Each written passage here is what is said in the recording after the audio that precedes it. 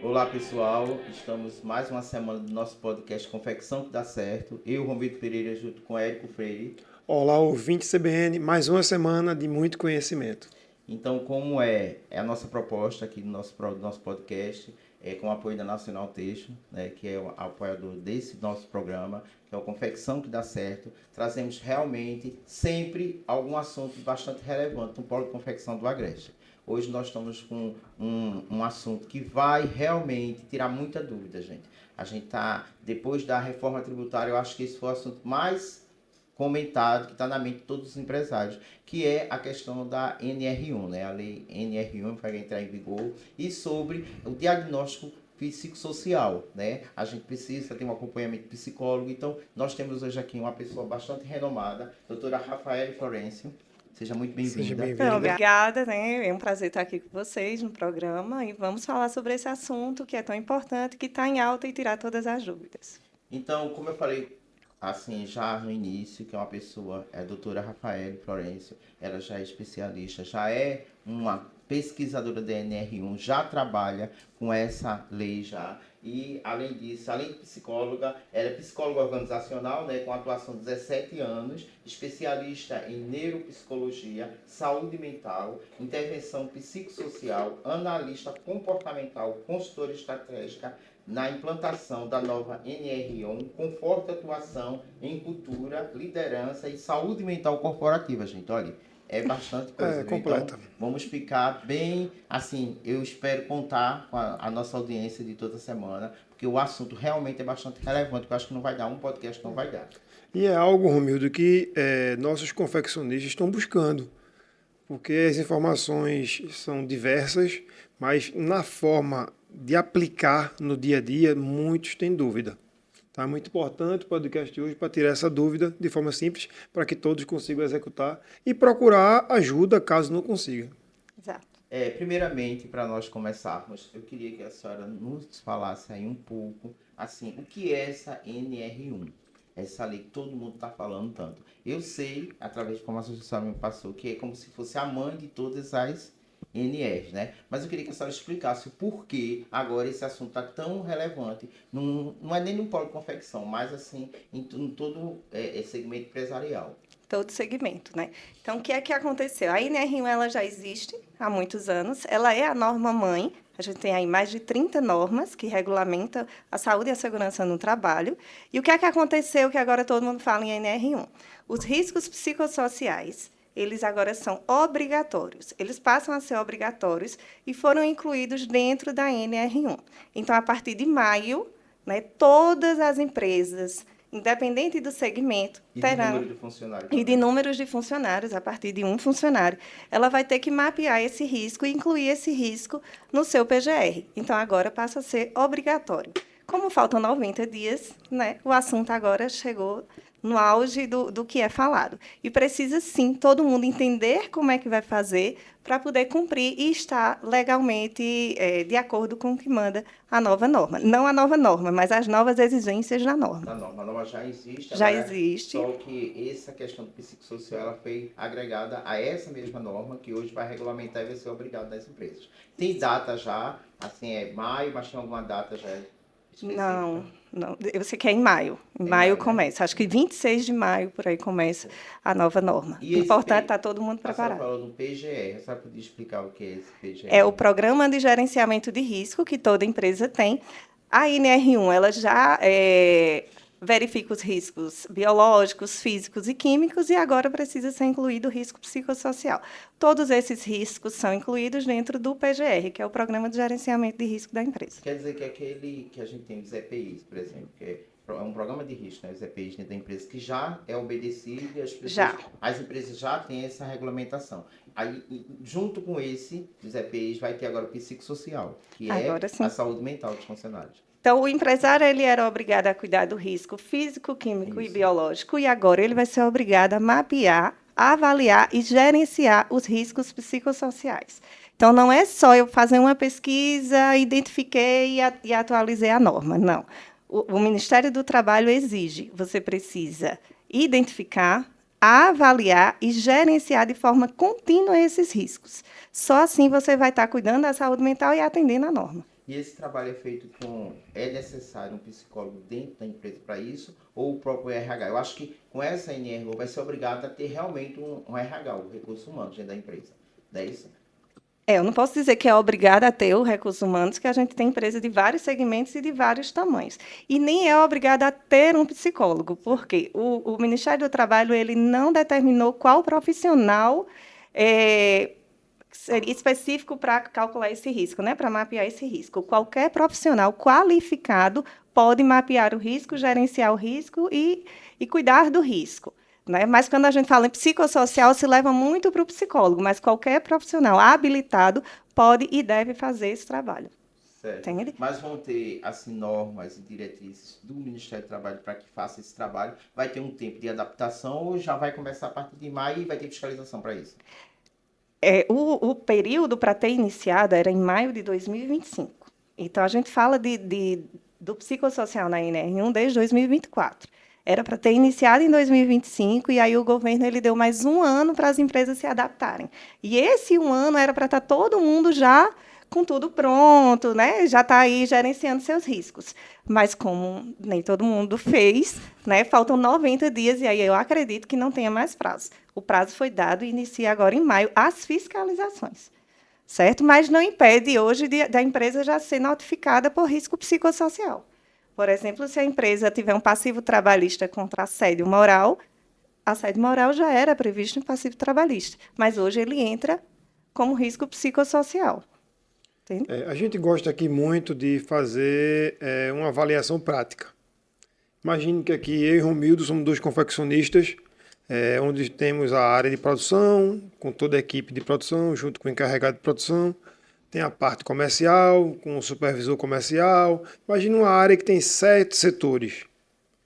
Você acabou de falar que quem faz essa avaliação de risco é alguém habilitado, não precisa ter a formação. Eu sou dono da empresa. Eu posso tocar essa avaliação ou eu vou direcionar para uma gestora para fazer essa avaliação? Como é que ela faz no dia a dia? Então, como é que na prática ele consegue descascar esse abacaxi? Completando essa pergunta dele aí, pegando o gancho dessa pergunta dele, tem algumas empresas que assim, eu mesmo estou indicando fazer isso, fazer esse diagnóstico psicossocial, trazer uma profissional, uma psicóloga, e ela fazer a avaliação por funcionário. Com certeza. Certo? Isso aí seria já uma maneira de se preparar para uma possível fiscalização, serviria já para que podia ajudar nesse trabalho da adaptação com os funcionários, fazendo isso antecipado agora? Eu acho que uma fiscalização, você tendo uma documentação Por preenchida laudo, por uma psicóloga, com certeza tem um maior respaldo do que qualquer outro profissional. Isso. Minha percepção. Mas aí vamos... É o que eu estou indicando a meus clientes.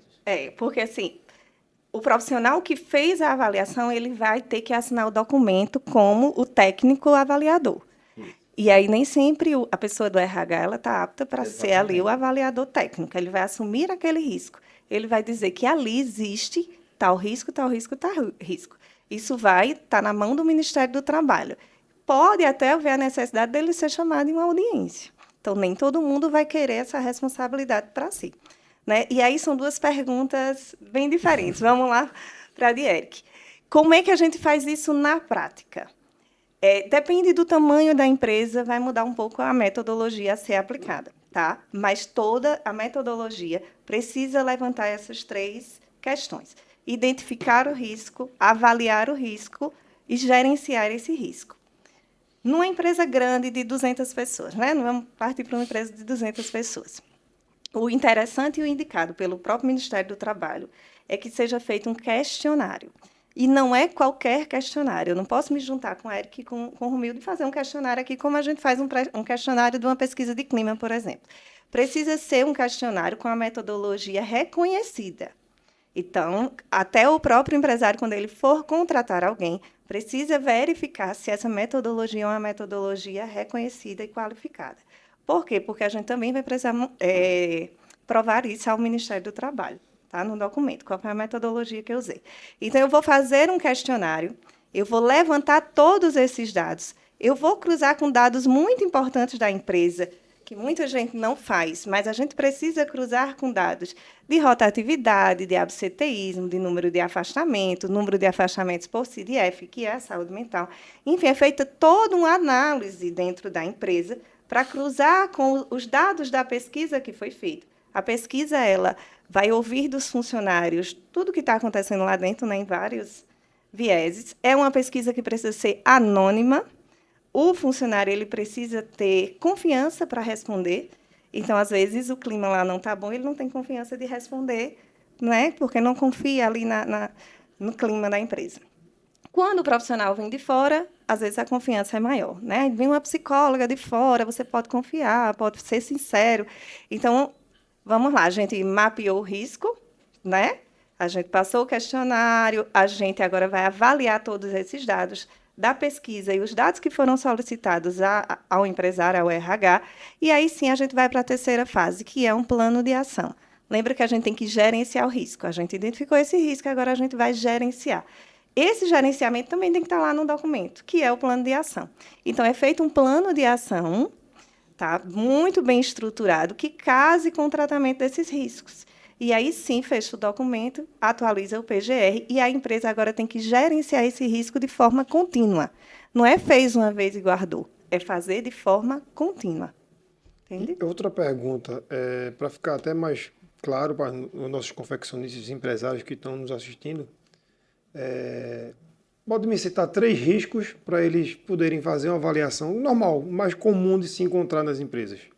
Risco de assédio moral, assédio sexual, carga excessiva de horário de trabalho, estresse no trabalho, entende? Excesso de hora extra. Tudo isso são riscos que são encontrados dentro do trabalho. Esse questionário que a senhora está falando aí, ele não tem nada assim padrão hoje para ser feito, não. Isso é uma coisa que a empresa tem que fazer. Por exemplo, as empresas que eu trabalho, eu sempre planto o código de conduta da empresa. Então, nesse código de conduta, eu posso ter isso incluso no código de conduta da empresa, esses cuidados, esse trabalho com a saúde mental, eu posso ter isso Recomendações. Dentro do código de conduta da empresa já. Você pode ter dentro do código de conduta ações que melhorem aquele ambiente, tá? Porque, assim, o que é que ajuda, né? O que é que a gente pode usar para melhorar aquele ambiente de trabalho? Muita gente acha que fazer o calendário colorido janeiro branco e o setembro amarelo, você está cuidando da saúde mental. A saúde mental, ela vai muito além. Ela é sobre organização do trabalho.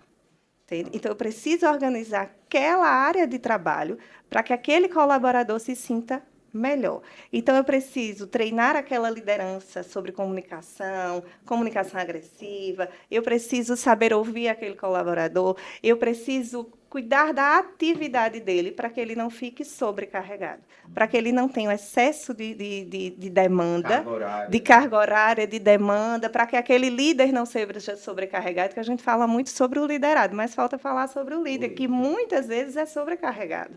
Não é aquele que não tem tempo para almoçar, aquele que dorme ali ainda respondendo e-mail, que não tem hora para sair. Então, se a gente não trata isso de cima para baixo, não funciona. Entende?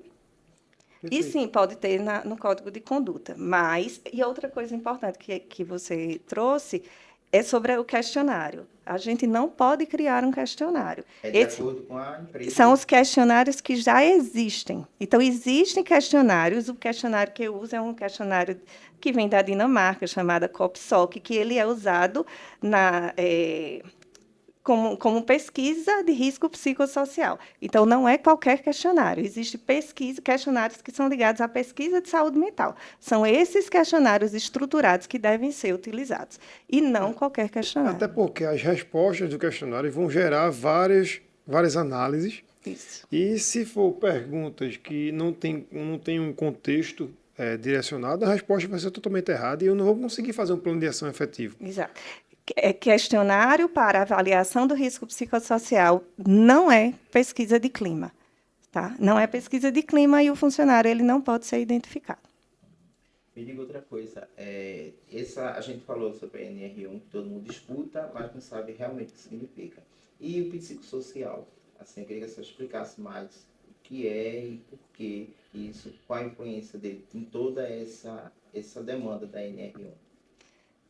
Vamos pensar assim, por que é que o psicossocial, né, a saúde mental agora virou foco? O que é que aconteceu? Depois da pandemia, o número de casos de afastamento por saúde mental, né, por transtornos mentais, ele só vem aumentando. Em 2024, foi o boom, teve um aumento de 68%.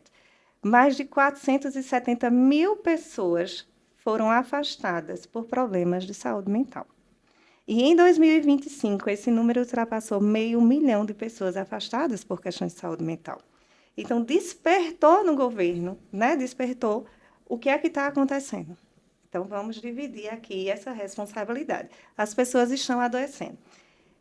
E aí, o psicossocial, trazendo para o psicossocial é uma ferramenta que ela já existe há muitos anos. E é de cunho relacionado à psicologia ou à medicina do trabalho. Que também é algo que confunde muito as pessoas. Existem funções específicas que já é obrigada a fazer uma avaliação psicossocial. Só que é uma avaliação psicossocial do sujeito, é para avaliar a sua saúde mental. Vamos dar um exemplo de um eletricista, ou uma pessoa que trabalha em espaço confinado. Esse funcionário já tem na lei, por obrigação, além dos exames que ele precisa fazer periódico, ele precisa fazer o psicossocial. Eu preciso entender se ele está bem para executar aquela atividade. Isso já é obrigação há muitos anos. Só que agora o governo quer mapear como está o ambiente. Então, eu vou fazer a avaliação psicossocial daquela empresa, do ambiente, e não do sujeito. Eu não vou lá saber como é que ele está de desempenho, como é que está a saúde mental individual dele, mas como é que está o ambiente do trabalho. Certo. E uma questão assim, de uma empresa que tem 30 funcionários. Então, eu tive 2 casos de afastamento do trabalho por conta de doenças da mente. E diagnosticado, uma foi diagnosticado, outra ainda não foi diagnosticado, mas basicamente é esse o problema. Como é que fica perante isso também é avaliado na fiscalização da NR1, quantas pessoas já tiveram problemas mental aqui, que tiveram que ser afastados, doenças da mente para ter que se afastar. Isso aí já é um ponto para que a empresa já esteja numa situação um pouco difícil já diante dessa avaliação aí.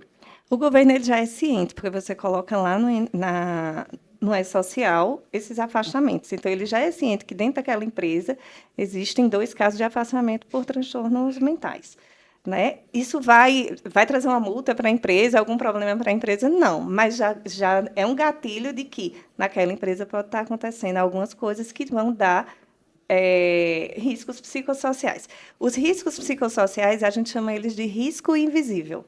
É o risco que a gente não vê e a gente pensa que está tudo bem. Então, às vezes, a gente está numa equipe onde tem alguém que está com depressão, está com ansiedade, e a gente não consegue ver, porque essa pessoa ela consegue esconder, mas ela está passando por problemas que a gente não consegue ver. E quando a gente faz a avaliação, aí sim a gente consegue identificar, caso ela responda com sinceridade. Agora, há também um problema de a pessoa já realmente ter esse problema já pessoalmente. Por ela estar dentro da empresa, a empresa acaba levando a responsabilidade, porque ela pode estar sofrendo algum problema pessoal. E ela, quando chega na empresa, tem pessoas que eu já vi dizer, não, eu estou numa situação muito difícil, mas quando eu chego na empresa, a minha tranquilidade é quando eu estou na empresa. Eu não posso nem sair do meu trabalho, porque é onde eu me sinto melhor. Mas isso aí, ela já está com esse problema de fora, mas dentro da empresa é identificado. Então, acaba levando a responsabilidade da empresa, uma coisa que nem tem, mas aí como ela está lá, né? Aí é como se ela adoecesse lá dentro da empresa. Não, porque assim, aí a gente volta para a questão.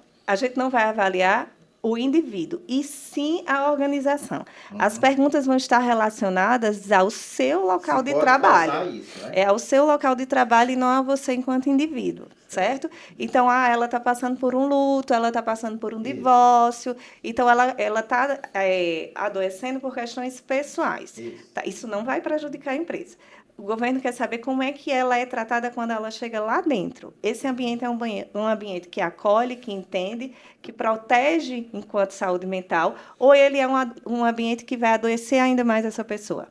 Entende? Então, a gente não... Mas o Romildo atendi até a dúvida de Romildo. Existe, de fato, profissionais que entram nas empresas que eles já vêm com alguns problemas, que pode ser problemas físicos, um problema de coluna e tal, e também existem problemas psicológicos.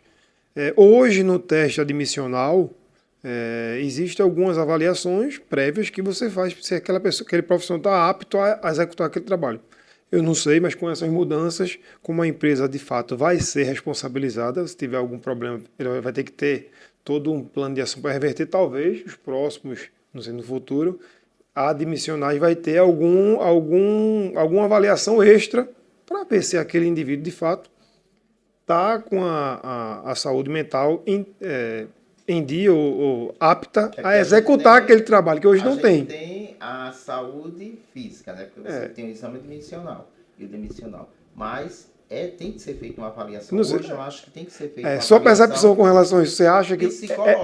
Tem que saber se é legal. Acredito que não é... Não sei se... Talvez legalmente não pode você impedir alguém de trabalhar por isso. Não, jamais. Você não pode... Tanto que existe a inclusão e a diversidade. Se a gente não pode, no ato da contratação, discriminar ninguém por dificuldade nenhuma. Nem física, nem psicológica, nem de nenhuma espécie. Nem por idade, que a gente também fala muito disso. Então, não vai acontecer. O que é que a gente tem que pensar? A NR1 ela não é um problema, ela não é um vilão, ela é a oportunidade que muitas empresas têm hoje de mudar a sua cultura. O empresário que pensar na NR1 como uma oportunidade de melhoria, porque a gente não tem como falar de saúde mental e de cultura como duas coisas diferentes. Elas estão juntas. Então, é a oportunidade daquele empresário sair na frente, se tornar competitivo e, acima de tudo, sustentável. O empresário, a empresa que não colocar saúde mental como pauta na governança, nos seus planejamentos estratégicos, não colocar as pessoas como foco do negócio, ele não se tornará uma empresa sustentável. Não são os números que têm que estar na frente, são as pessoas. Quem não pensar dessa forma vai começar a ficar para trás. Então, hoje, a gente tem que pensar na NR1 como uma oportunidade de melhoria, de mudar, acima de tudo, processos, que é a área do Romildo, né? Então, mudar processos para melhorar ambientes, entende? Então, é olhar para dentro, olhar para as pessoas e, muitas vezes, pedir ajuda a consultores externos que conseguem ver melhor o problema. Mas é a oportunidade de melhoria. NR1 não é vilão, é a oportunidade que a gente tem de melhorar. Agora, aquele empresário que acha que é um mimimi, que acha que isso é só um investimento, vou ter que gastar mais, agora eu vou ter que ver se a pessoa vem com depressão, tá? Esse empresário ele não vai ter um local de trabalho sustentável, porque a gente precisa cuidar da nossa rotatividade enquanto empresário. Então, se eu olho para dentro e eu vejo um número de rotatividade em um setor específico, por exemplo, e aquelas pessoas não ficam, e eu finjo que eu não estou vendo, eu não estou cuidando das minhas pessoas. Eu não estou cuidando, eu não vou me tornar um ambiente, não vai tornar um negócio sustentável. Eu estou perdendo bons profissionais porque eu não olho para dentro. Que a pessoa muda de emprego por conta de R$10, mas porque ali ela consegue ser valorizada, ouvida, né? Na minha experiência nessa empresa, eu vejo muita gente sair. Quando chego na empresa que eu vejo muita rotatividade, eu gosto muito quando chego na empresa que tem funcionário que está há 10 anos na empresa. Quer dizer, que aquela empresa realmente é uma empresa boa de se trabalhar. Porque teve uma época da minha vida que eu pensava que o financeiro era o mais importante. Ganhar bem, mas não é. Tem que ter 50% financeiro e 50% satisfação. Tem que ter isso. Né? Mas, na minha experiência desse trabalho, eu vejo que muitas pessoas saem por conta da liderança. É geralmente um mau líder que faz com que a equipe desista da empresa. Isso aí é dado de pesquisa.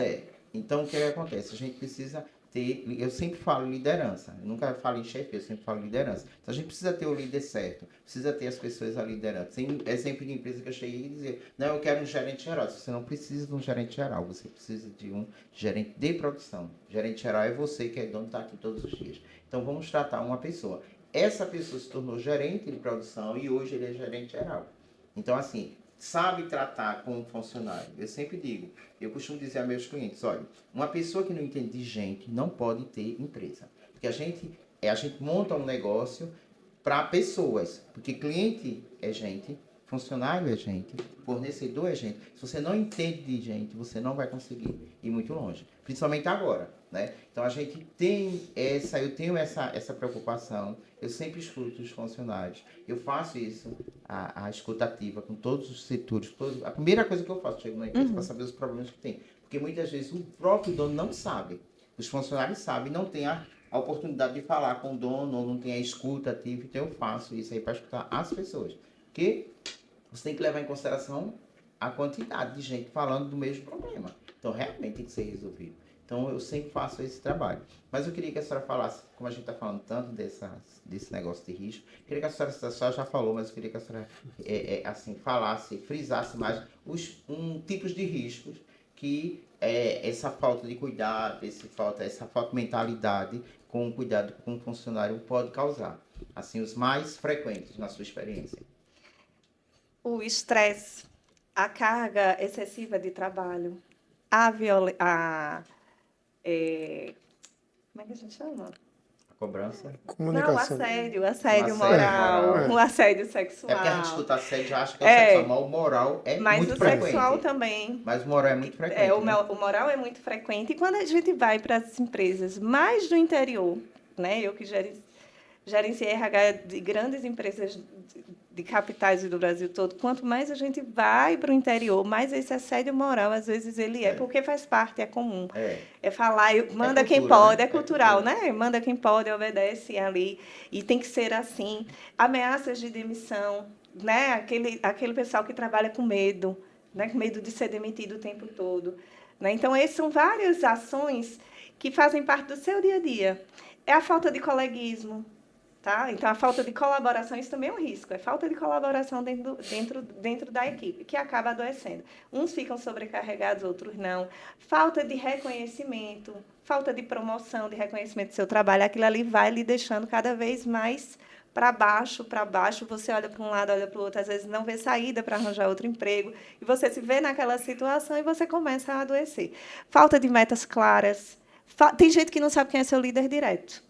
Eu respondo à produção, eu respondo ao menino do marketing, eu respondo, né, ao gerente geral, vem o dono, desmanda o que o outro fez. Então, isso causa ansiedade, causa angústia. Então, tudo isso são traços que vão acontecendo no dia a dia e que acaba adoecendo as pessoas. É sobre isso que o Ministério do Trabalho está lhe dizendo. Organize o seu trabalho. Falar de saúde mental, falar de NR1 é falar de organização do trabalho. E aí, sim, quando a gente for promover o plano de ação, a gente pensa em ações de saúde mental, mas o foco é cuidar da organização do trabalho. Não adianta eu fazer o janeiro branco, tá? E ali, no dia a dia, aquela pessoa não está com as condições de trabalho, ela não tem os equipamentos adequados, ela não tem hora para chegar, ela passa 2 horas no trânsito, ela passa 2 horas para voltar, e todo aquele estresse, e no final tem um janeiro branco. Não adianta, precisa cuidar do ambiente de trabalho. E o bom é o seguinte, a gente está falando disso no começo, mas eu tenho certeza que daqui 2 anos vamos conversar sobre esse assunto e a régua vai subir, porque todo mundo vai absorver. Muitas empresas já entraram nessa nova metodologia, já estão praticando isso desde o ano passado, e vai ter uma migração. Simplesmente os funcionários, como você acabou de falar, vai olhar para o lado, a empresa B, de fato, tem um tratamento diferenciado, a cultura lá é uma cultura mais inclusiva, às vezes o salário é até um pouco menor, mas ele tem o benefício de um ambiente mais saudável. Então, empresas vão perder funcionários por conta disso. Então, acho que esse é o caminho natural. A gente está falando isso tudo no início, agora é muito embrionário, mas 1 ano e meio, 2 anos, a gente vai começar a ver essa migração. A gente já tem escassez de mão de obra. E vamos ter uma migração de funcionários buscando empresas onde a cultura favorece a um trabalho mais seguro. Eu converso com meus clientes e digo, olha, vamos trazer bonificações, vamos trazer premiações, vamos trazer assim, planos de cargos para a empresa de carreiras. Por quê? Tornar a empresa atrativa para as pessoas quererem vir trabalhar aqui. Isso. Toda vez que eu entrevisto um funcionário numa empresa que eu trabalho, eu digo, você conhece a empresa? Você já ouviu falar na empresa? Como é que você chegou aqui? Não, eu ouvi falar aqui que é muito bom trabalhar. Isso. Eu gosto de escutar isso. Então, está funcionando. Então, é a única maneira hoje que eu encontrei para que a gente tivesse gente, quando a gente coloca vaga disponível, sempre eu procuro sempre buscar dentro da própria empresa uma pessoa que possa ser promovida. Que valoriza a equipe. Porque a gente precisa trabalhar no canto de ter perspectiva de crescimento. Isso. Se a gente trabalhar só aquilo na mesma função, isso já causa doença mental, né? Então, eu procuro sempre dentro da empresa. Quando não, tornar isso. Bonificações, aniversário, coisas pequenas, aniversário do mês, as férias coletivas, mesmo que o funcionário começou a trabalhar esse mês, mas ele participa da feira gratuita. Então, essas coisas para tornar um ambiente melhor. Isso é a organização do trabalho. Eu faço Isso é o muito cuidado isso. na prática com aquele ambiente. Quando a gente fala do jovem, eu tinha 50 jovens aprendizes. E a gente tem esse negócio, né? Mas muitos deles muito comprometidos, muito responsáveis e muito... Só que eles têm uma vibe, como diz eles, diferente. E a gente também precisa entender o momento deles, né? E ter essa paciência, ter esse cuidado, ter essa habilidade de treinar, de desenvolver. Mas eles são, sim, habilidosos. Muito mais Muito que a gente inteligentes. nessa questão de IA, nessa questão de tecnologia. Já nascem sabendo. E aí a gente precisa usar essas habilidades, né, ao nosso favor. Mas se eles não aceitam cobrança como a gente aceita, ele, né, o que não deveria aceitar, mas eles não aceitam e isso vai ser a mudança do trabalho daqui para frente. Mas eu acho que isso a mudança... Eu acho que isso é muito também da cultura, da maneira que foi criado, porque nós fomos criados de maneira diferente. E nós não criamos nossos filhos da maneira que nós somos criados. Entendeu? Então, isso já vem da cultura dentro de casa mesmo. Sim, a mudança a gente cultural. precisa ter essa consciência, de muitos anos se falar nisso, que a escola ela não educa, ela passa conhecimento. Quem educa são os pais. Então, mudou muita coisa. Eu vi uma psicanalista que ela fala muito nas redes sociais, e ela disse que fez muita gestão de pessoas e fazia muita seleção. Se fosse fazer seleção hoje, eu ia mudar totalmente as perguntas. Você sabe ela falando? É a doutora Valquíria, se não me engano.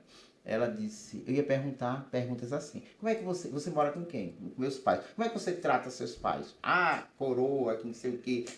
Já não serve. Se você chegar lá e perguntar, se você chegar uma moça, uma jovem, se chegar na sua casa, não tiver o que comer, você vai fazer o quê? Você vai ver ela falando isso? Você vai fazer o quê? Aí, eu peço um iFood, ó. Já não serve uma dessa. Porque era para chegar e ia fazer a comida para poder comer. Então, eu acho isso aí é justamente isso que a gente está falando. É a cultura. São princípios de dentro de casa que a gente precisa ter. Os jovens hoje estão muito assim. Entendeu? É uma rede social sem limite. Está vendo tudo. Está tudo muito à vontade. Diferente do tempo da gente. E lembrando, aí tudo isso influi no profissional. E lembrando que, mesmo na época da gente, quando vários adolescentes saem de casa para ir para o mercado de trabalho, muitos estavam prontos, porque teve uma criação que favoreceu isso, mas também eu tinha muitos jovens que não estavam prontos. E esses aí sofriam um pouco, passavam por emprego, mudavam muito de emprego, voltavam para casa, aquela confusão. Muitos se perderam e, de fato, são adultos, muitos dependentes dos pais até hoje. Então, assim, existe o cenário. Talvez hoje ele está mais visível por conta da internet, por conta a informação, ela roda muito rápido. Mas a gente sempre tivemos problemas com relação a isso. Talvez hoje está um pouco maior, mas com mais visibilidade. Aí termina trazendo o caos, a gente achando que é maior. Mas está cada vez, né? Mas sempre teve, então, mas é importante. Isso aí dá outro podcast mesmo para a gente falar do cenário do jovem, porque isso envolve muita coisa. Ao que a gente era submetido na nossa adolescência é totalmente diferente do que eles são hoje submetidos. A gente, para assistir um desenho, a gente tinha que esperar aquela hora marcada. Para assistir aquela novela Chiquitita, nos Carrossel, né? Essas coisas que era naquele horário marcado. O resto, tu não tinha que ficar na frente da televisão, porque não tinha nada, né? Tinha que correr na rua, tinha que procurar outra atividade. Hoje não, eles têm um estímulo o tempo todo, o excesso de dopamina. Aquilo causa um mal muito grande. Então, isso aí abre uma discussão enorme. Né? Muito mais do que a educação. São os estímulos que eles recebem, a forma como é o dia a dia. Se os seus pais trabalhavam e você ficava em casa só, e os pais de hoje trabalham e a criança o adolescente fica em casa só, o que você fazia era diferente do que hoje eles fazem. Com certeza. O que você tinha na sua mão é diferente do que hoje eles têm. E é inevitável que eles tenham. Né? Então, claro que lá na frente vai sofrer consequências diferentes. O jovem de antes não é o jovem de hoje e não vai ser o jovem de amanhã. Então, a gente precisa levantar isso para uma questão cultural muito maior do que só o formato como eles estão saindo. Exatamente. Perfeito. Vamos voltar aqui para o tema e é importante. A gente está vendo todos, que é bem natural, que fritou natural, que a gente entra num assunto que é cotidiano, é coisa da nossa vida. São as dores do empresário, exatamente, né? Exatamente. E hoje mais fortes ainda, com toda essa mudança, né? E Rafael, eu gosto muito de trazer para a prática, não só eu como Romildo também, de todo esse momento que você já passou por várias empresas, muitos anos de atuação. Tem exemplos práticos, óbvio, sem falar nome das empresas, de pontos positivos de cultura que você vê que essa empresa vai se encaixar no novo momento e pontos que não são tão positivos que você acha que vai sofrer um pouquinho para se encaixar nesse momento de NR1. Então, esses dois exemplos é extremamente importante para quem está nos ouvindo se encaixar. Eu tô nesse cenário, eu estou nesse. Isso, ótima pergunta. É que assim, parece que é algo novo, mas para muitas empresas não é algo novo. Existe uma premiação até mundial, que é a da GPTW, não sei se vocês conhecem, conheço. As melhores empresas para se trabalhar. Eu não consigo ver uma empresa que está dentro das melhores empresas para se trabalhar, que tem uma cultura ruim e que não cuida das pessoas. Eu acho que está ali interligado. Né? Claro que toda empresa vai ter ali o seu ponto de melhoria sempre, e que bom que tenha sempre o que melhorar. Né? Então, para muitas empresas, entre elas as que são GPTW, fazer saúde mental, cuidar das pessoas, cuidar do clima do ambiente, é algo natural. Agora, isso só acontece quando a gente cuida de cultura. Então, empresas que têm cultura consolidada, ambientes de trabalho saudáveis, elas já estão atendendo a NR1. Elas só vão precisar mapear o risco e colocar o risco no PGR, que antes não era obrigatório. Mas elas já cuidam desse ambiente de trabalho, elas já cuidam dessas pessoas. E eu trabalhei numa empresa por 13 anos, que é GPTW, e foi uma das melhores empresas para se trabalhar na América Latina, que é um grande case de sucesso, né, e é o maior, que é uma empresa que valoriza as pessoas, que inclusive ganhou em 2024, junto com o prêmio da GPTW, o prêmio de reconhecimento em empresa reconhecida como empresa que cuida da saúde mental, referência em saúde mental. Então, veja que... Essa, se quiser falar o nome, pode, viu? Pode. Um abraço para todos da Seneged. Mas Renato... aqui a gente teve também. Eu me lembro que, eu não sei qual foi o ano, que a Rota do Mar ganhou um prêmio. Ganha. Né? Ganha a GPTW, a Moura, né? E tantas outras empresas.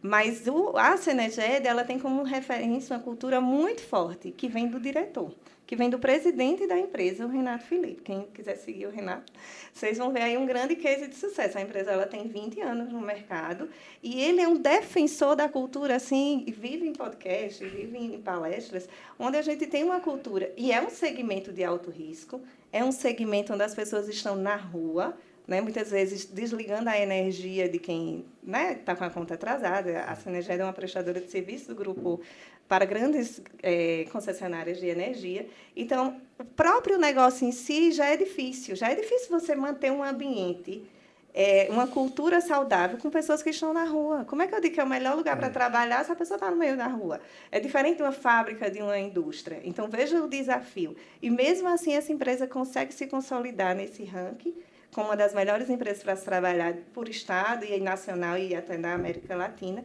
tendo como referência o seu presidente. Então, lá a gente tem programas de saúde mental, mas, acima de tudo, a gente tem valorização.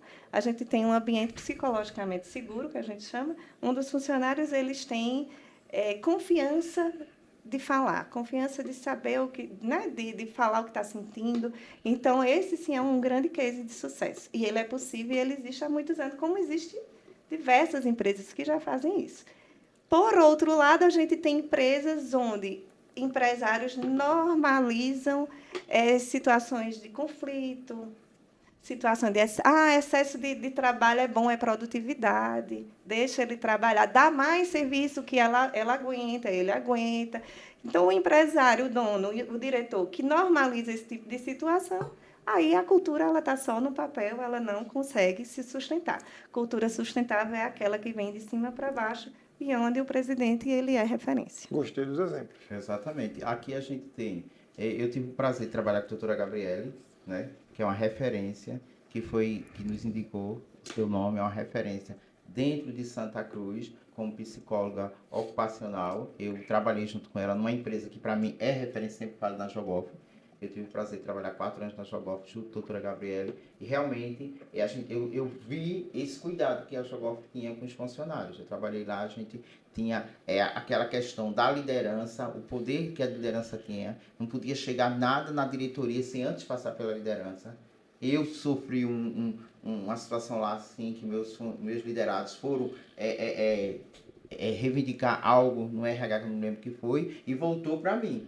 Tá entendendo? Eles entenderam que eu era muito forte e eles não podiam chegar. Não, mas aqui é a hierarquia, funciona a hierarquia. Isso é maravilhoso. Então eu tive o prazer e admiro demais a Jogoff, né, em todo o tempo que eu trabalhei lá, e hoje ela é uma referência, como Rota do Mar, como Sport Company. São empresas grandes que são referências aqui na região e que a gente já recebeu aqui os diretores, os presidentes dessas empresas que nos deu o prazer de participar aqui. Mas assim, é muito assunto que a gente precisa falar, mas eu queria que a senhora falasse assim, na sua visão profissional, com toda essa experiência que a senhora tem já há 17 anos, e o cenário nosso, do Polo de Confecção do Agreste. Como é que ele está, assim, o que é preciso fazer assim, para começar a a fazer parte disso aí, a fazer a coisa certa. Porque tem muitas empresas que eu conheço que já fazem isso. Tá entendendo? Já fazem, que é da cultura mesmo da empresa. Mas como é que a senhora vê hoje o cenário de polo-confecção perante a NRU e perante a esse cuidado com os colaboradores? Eu acho que tem muitas empresas no polo de confecções grandes, né, com diretores que têm essa mentalidade do cuidado, até porque a mão de obra está escassa, então quem não tem é bom começar a ter, né? Porque, então, tem empresas que já vai estar ali com uma facilidade maior e precisa só organizar e seguir, né, cuidando do seu pessoal, porque você só tem a ganhar. Quando a gente fala de saúde mental, a gente não só fala da cultura e só do ambiente, mas o que isso gera. Você sabe que isso, quando você cuida do ambiente e cuida das pessoas, você também cuida do seu dinheiro, porque você paga menos imposto. Quando as pessoas adoecem menos, quando tem menos afastamento, quando tem menos rotatividade, tudo isso é lucro, né? Tudo isso é financeiro também. Cuidar da saúde mental é cuidar do financeiro da empresa, por isso que a gente fala em sustentabilidade. As empresas que ainda não estão adaptadas a isso, que eu acho que são a maioria, acredito, a maioria dessas pequenas fábricas, né, que tem ali 20 pessoas, 30 pessoas, 40, precisa começar o quanto antes. Mas não só começar a mapear, mas a mudar o seu pensamento e ver a NR1 como uma oportunidade de melhoria. E agora não é mais uma escolha, agora é uma obrigação. E por que não fazer dessa obrigação uma nova mudança, um novo cenário, um novo recomeço? Para melhorar, inclusive. Né? Para melhorar o clima, a saúde, as pessoas e o financeiro. Eu fiquei bem, assim, gostei muito da nossa conversa, porque uma coisa que o povo fala muito da NR1, fala no cuidado com o colaborador, mas não é o cuidar do colaborador, é cuidar realmente do ambiente, porque cuidando do ambiente, mudando a cultura, você consequentemente vai estar cuidando dos colaboradores. Então, o mais importante é cuidar do ambiente. Isso não estava muito claro, para mim ficou claro agora com essa conversa nossa. E foi muito bom esclarecer essa dúvida, tá? Porque eu já faço esse trabalho, eu tenho muito cuidado assim com toda essa parte. A gente faz sem saber, né, que está fazendo saúde mental. Eu estou mais tranquilo agora, sabendo que eu estou fazendo um trabalho que vai trazer benefício para a empresa, nesse sentido de já estar dentro da NR1, entendeu? Então, pessoal, a gente já está no final do nosso programa, né? Confecção que dá certo hoje trouxe um assunto bastante relevante do Polo de Confecção do Agreste, que é o cuidado com os colaboradores, a lei NR1 e diagnóstico psicossocial, os problemas psicossociais que a gente pode identificar dentro da empresa, o cuidado para que esses problemas não aconteçam, gente. Então, nós conversamos com a doutora Rafaele Florencio, né, que está aqui nos prestigiando, trazendo todo esse conhecimento, toda a experiência de 17 anos de grandes empresas que trabalhou, e que foi um prazer recebê-la. Né? Eu queria que a senhora deixasse aí seus contatos, que eu tenho certeza que o pessoal vai lhe procurar agora, depois do nosso podcast, mais ainda. Então, eu queria que a senhora deixasse os seus contatos, sua rede social, para que as pessoas quiserem tirar dúvida, pessoal. Fique à vontade, pode entrar em contato com a gente também aqui, e ela vai deixar aonde falar com a doutora Rafaele Florencio. Hoje, gente, agradecer. Foi ótimo, a gente se sente mesmo aqui na conversa, né? E agradecer, esse é um assunto que ele ainda vai render muito, né? A gente tem muito ainda para trabalhar de NR1. Espero que a NR1 venha para transformar né, o mundo do trabalho. É só o primeiro passo, né, mais um primeiro passo para uma nova revolução do trabalho. Tantas outras que a gente já teve, essa é mais uma, e grande, né, que agora a gente vai olhar para as pessoas. E quem quiser o meu contato é Rafaele Florencio, no LinkedIn, no Instagram, e dizer aos empresários que não percam a oportunidade de melhorar cada vez mais o seu ambiente de trabalho, cuidar da sua empresa e tornar ela uma empresa sustentável. Perfeito. Então, pessoal, para quem quiser na íntegra assistir esse podcast, estamos no YouTube e no Spotify. Então, muito obrigado pela audiência, pela participação de todos e até o próximo programa. Até.